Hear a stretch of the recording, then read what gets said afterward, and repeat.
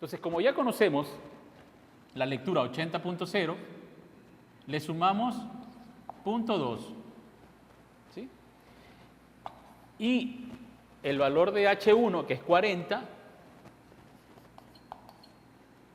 le restamos 0.2. De esta forma conseguimos la máxima desviación, ¿ya? Mientras que el valor mínimo, 80.0 menos 0.2 y 40.0 más 0.2, en cambio tenemos la menor desviación. Y calculamos.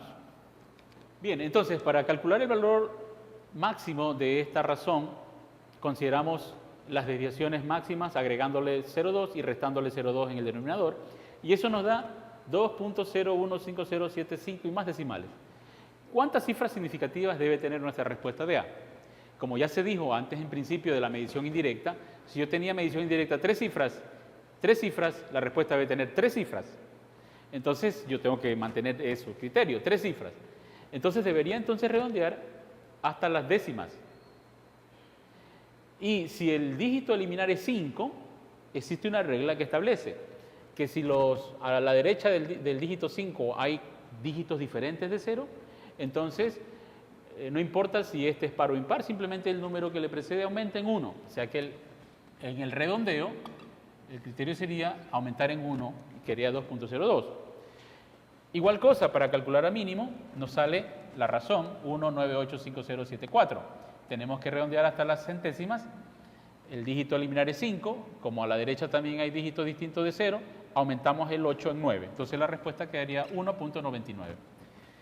¿Cuál sería entonces el error cometido en la medición delta A? Esto que estamos buscando. ¿Cómo se propaga ese error? Entonces tomamos el valor máximo, restamos el valor mínimo y partido para 2. Si dividimos esto, tendríamos 2.02 menos 1.99 dividido para 2. Si hacemos ese cálculo,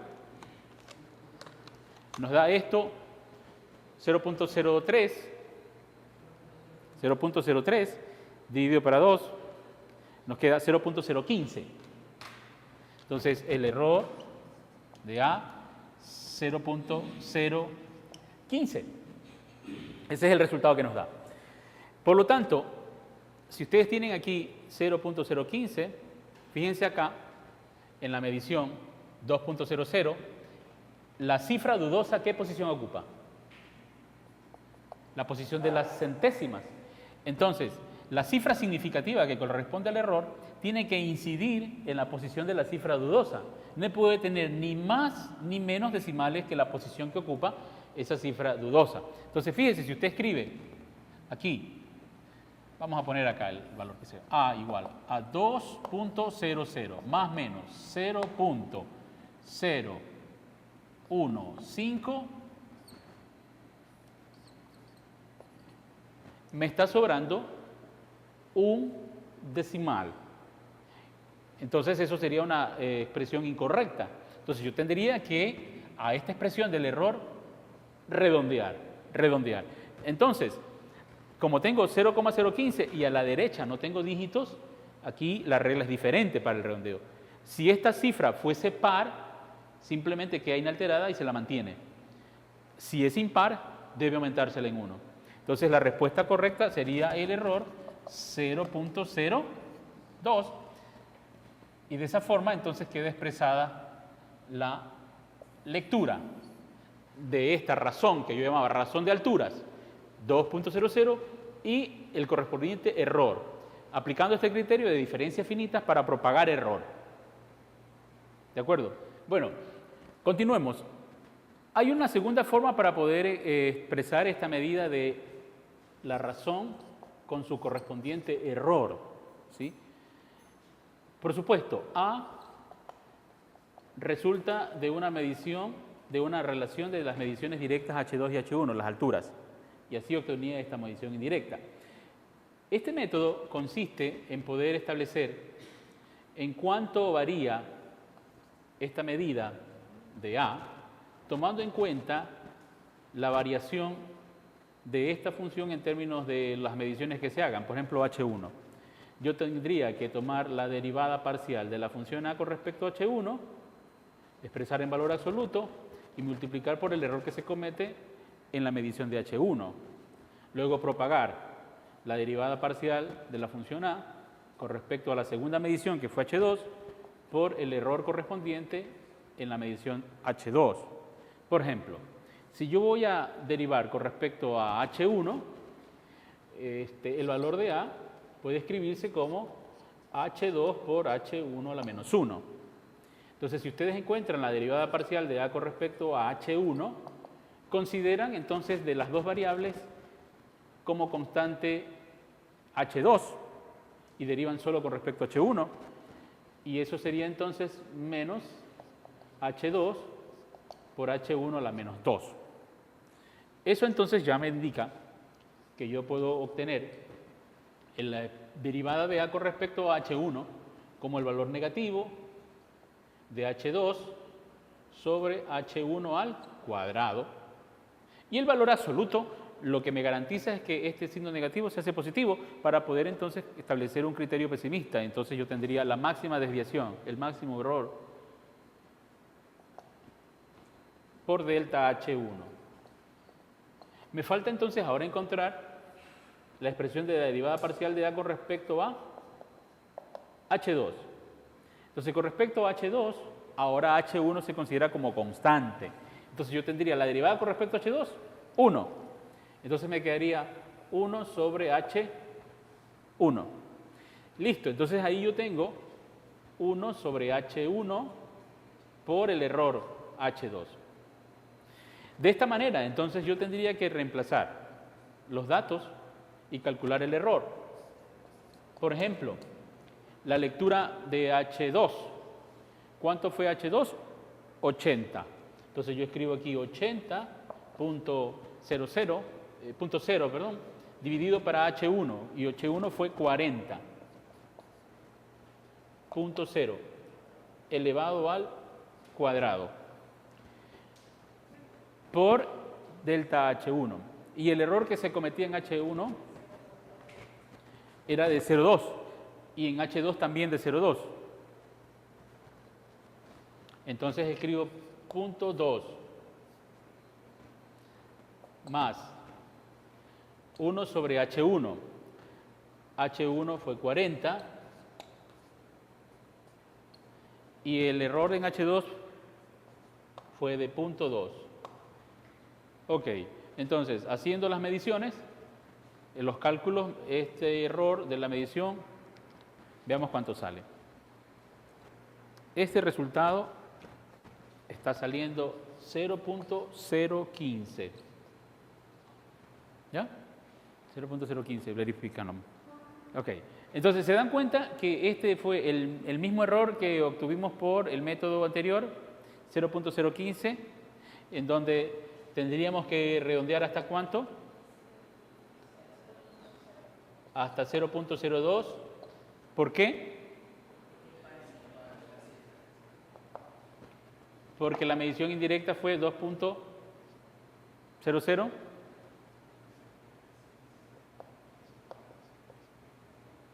¿Ya? Sin unidades, porque esto es relación de altura, ¿no? Este es el segundo método, entonces. Veamos el tercer método. Ahora vamos a revisar el tercer método, una tercera forma de poder calcular este error absoluto en propagaciones de errores en mediciones indirectas. Volvamos a nuestra función. Si debemos medir A, y esto era la relación de alturas, ¿sí o no? Relación de alturas. Hay una propiedad que se puede aprovechar sacando los logaritmos. Entonces, si yo saco el logaritmo natural de A y explico propiedades del logaritmo natural de h2 sobre h1, desarrollando esta propiedad me quedaría el logaritmo natural de h2 menos logaritmo natural de h1. ¿Ya? Observando que cuando uno tiene, por ejemplo, el logaritmo natural de cualquier variable, x por ejemplo, y uno quiere encontrar la primera derivada de esta función del logaritmo natural con respecto a esta variable x, ¿ya? En el proceso de la derivación del logaritmo natural, esto es el diferencial de la variable dividido para la variable. Esa propiedad justamente vamos a aprovechar para determinar nuestro error absoluto. Entonces, si nosotros calculamos aquí,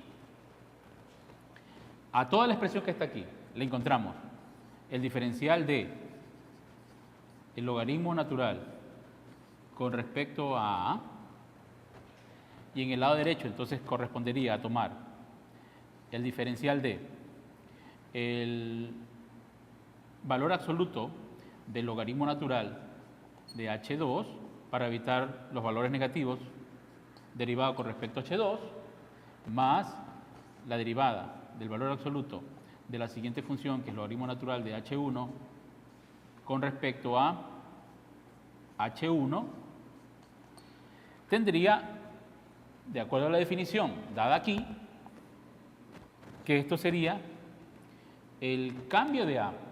Es solo que ese cambio de A en diferenciales, pero en diferencias finitas o en variación, esto se correspondería al error absoluto de A sobre la variable A. En el lado derecho tendría entonces la derivada de una función del logaritmo natural con respecto a h2, sería entonces el error absoluto de h2 con respecto a h2, y en el siguiente término, como esto está en valor absoluto, pues el menos se hace más, entonces tiene el error absoluto de h1 con respecto a h1. Esto que usted tiene aquí, observa ahí, se conoce como error relativo o incertidumbre relativa.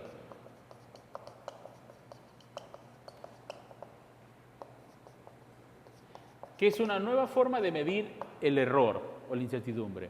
Es decir, que usted puede tener una cantidad con un determinado error, por ejemplo x, divide para el valor central x y multiplica por 100, usted tiene en términos porcentuales el porcentaje de la incertidumbre relativa o el error relativo. ¿Sí?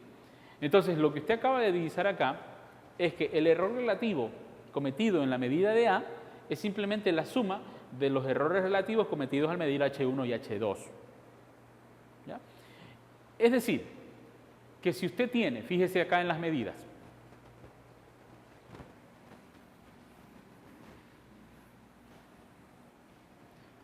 si usted tiene las medidas H2 80.0 más menos 0.2 y H1 40.0 más menos 0.2, calculemos cuánto sería el correspondiente error relativo, ¿sí?, en tanto por 1 y en tanto por ciento. A ver, veamos en tanto por ciento. Sería 0.2 dividido para 80.0 por 100. Calculamos eso y lo mismo el error relativo cometido al medir H1.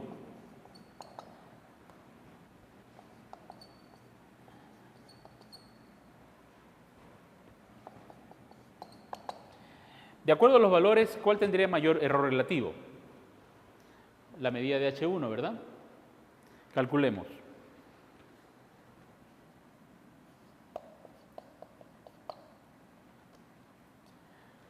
Y el siguiente sería 0.50.